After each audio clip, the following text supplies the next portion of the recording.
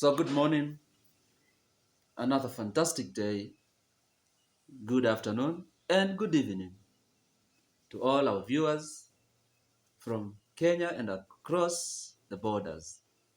Once again, here is the perspective uh, of things in Kenya through the Politrix, a channel that brings to you deep political analysis, dissecting on our politicians' behaviors, because, as I always say, that do not attempt to understand what the politicians means or intends to do through their words, but rather use their words to understand what they have not spoken about. And number two, I keep saying that politics is never a dirty game, but it is the politicians who are dirty players of the game of politics. And so today, I want to talk about something that has been a rallying cry for many Kenyans for the past 2 years since the last election, and that is about this election, the vetting, and the potential appointment and approval of a new IEBC chairperson and the commissioners.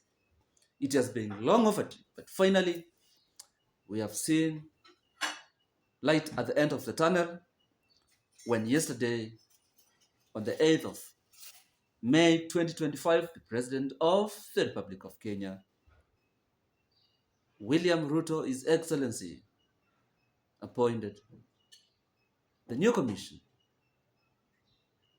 or rather nominated the new commission, which awaits parliamentary approval.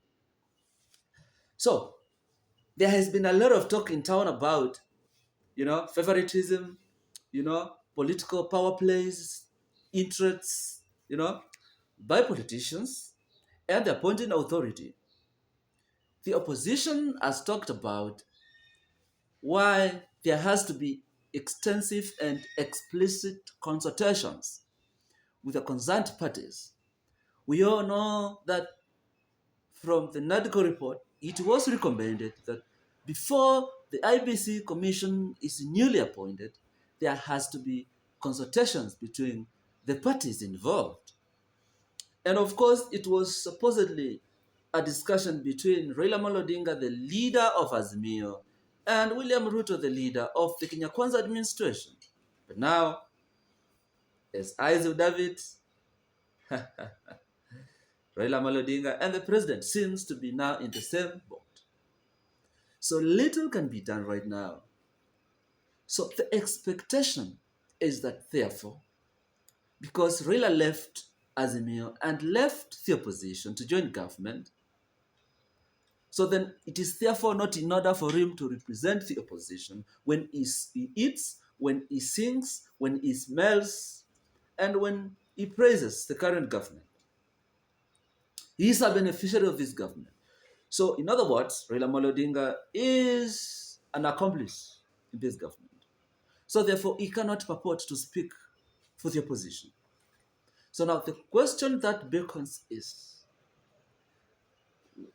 that supposed to be, a conversation or a consultation between Ruto and Raila and those who remained in the opposition?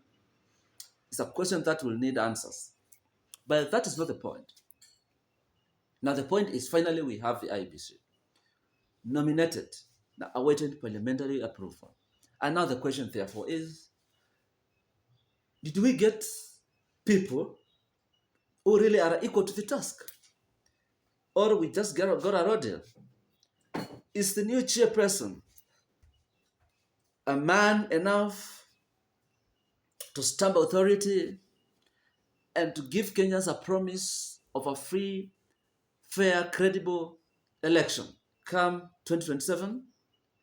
Is this chairperson speaking, confidence?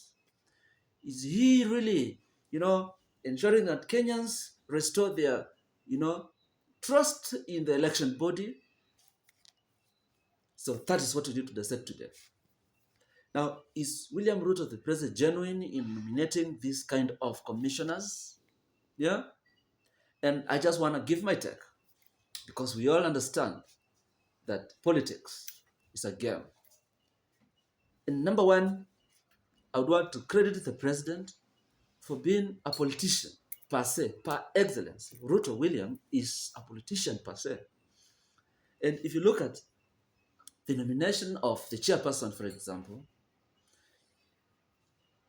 politically speaking, is a genius appointment. Now, look at it from this perspective.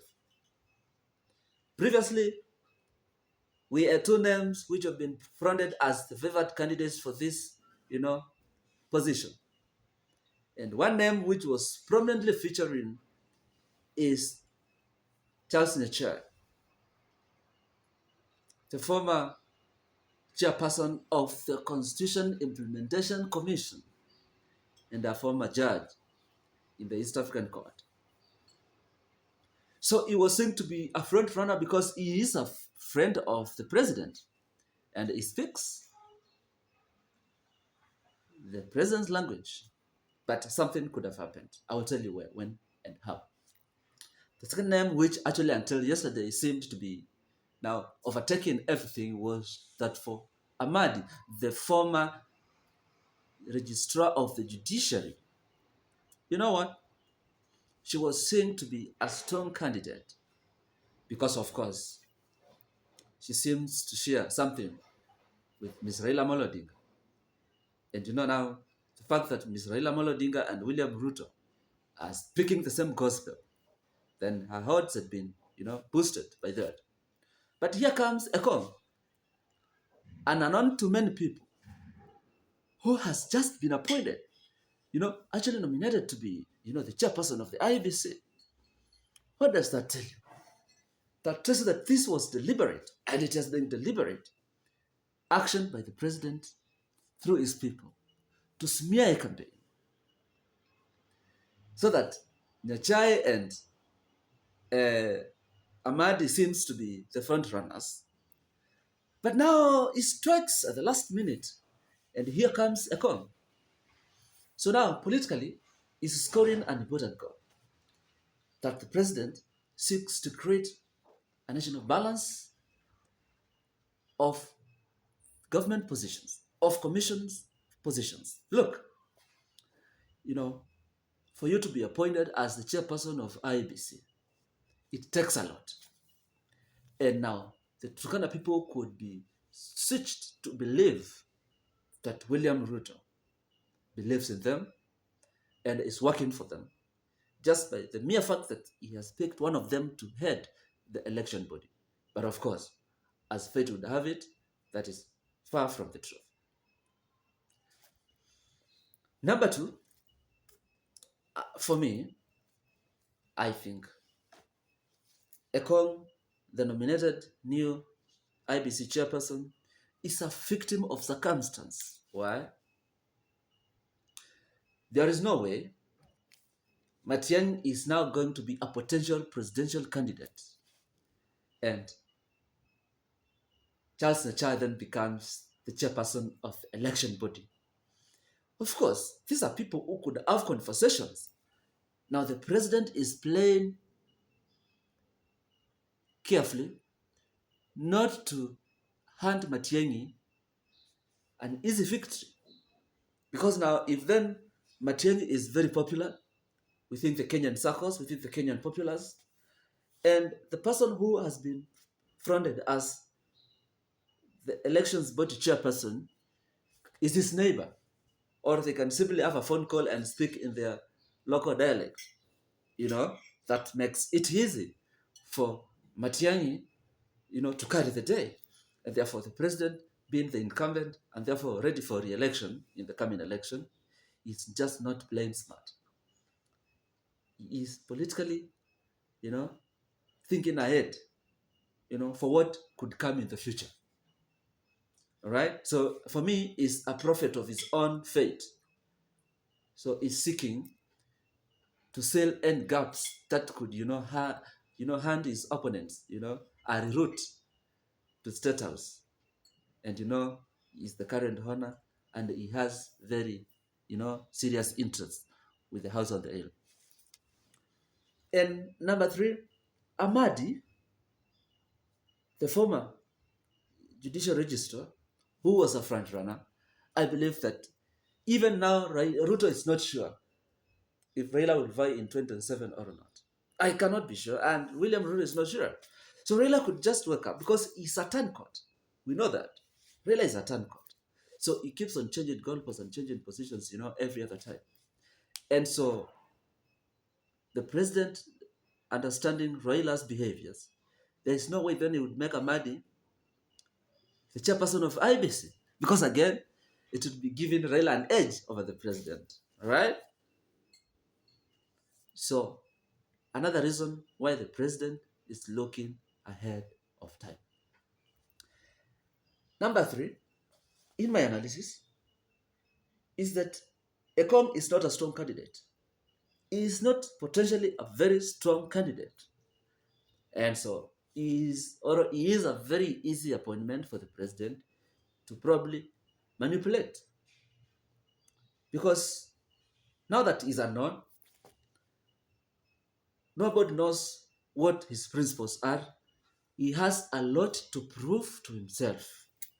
And for the president to have nominated somebody who is a greenhorn on election matters can only speak to one thing, that the president did not want somebody who will start facing public scrutiny as early as now.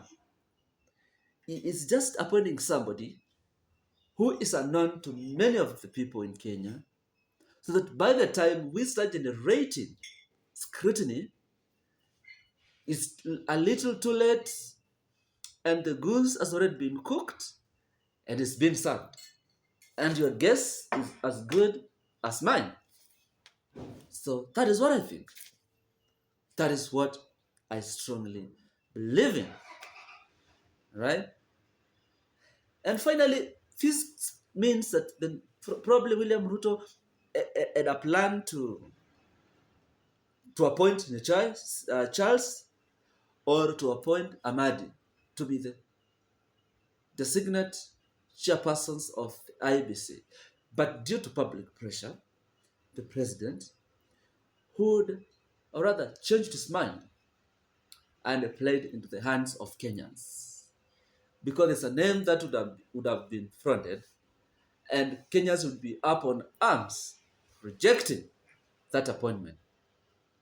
But I think this could be not a very strong point because there were other candidates in the list running who were potential, chairpersons for the election body. So I just think that, could be that he wanted to appoint either Amadi or Nyachae, but due to public pressure. And Kenyans have proven in recent times that they are unmovable, that they are unbuggable, that they are not pussycats, they are not pushovers, they are not bogeymen. They will be there and they will call you out until you stand up and act accordingly. And I think William Ruto, having read the mood in the country, then he didn't have an option other than just appointing Ekong, an unknown entity in the Kenyan election cycle and the practice of elections, to head the elections body. So from me, it's just to say congratulations to the newly elected, or rather nominated IBC commissioner as chairperson, and wish you the very best. But remember that you will not be in these positions to serve the interests of parliament or the interests of the executive or the interests of the opposition. You are in those positions. If you are successfully vetted and appointed into those positions, don't forget about the veracity of the consequences of your actions. For every action, remember, there is a reaction. You have seen the fate of the previous 4 election chairpersons and 4 commissions. You have seen how it has gone. So follow the constitution and work for Kenyans and work for Kenya, because Kenya is the home of all of us. I just wish you the very best. May you execute your mandate with utmost integrity, with utmost honesty, with utmost, precision and transparency. And Kenya should emerge and must emerge victorious. Thank you very much. May God bless all of us. Adios.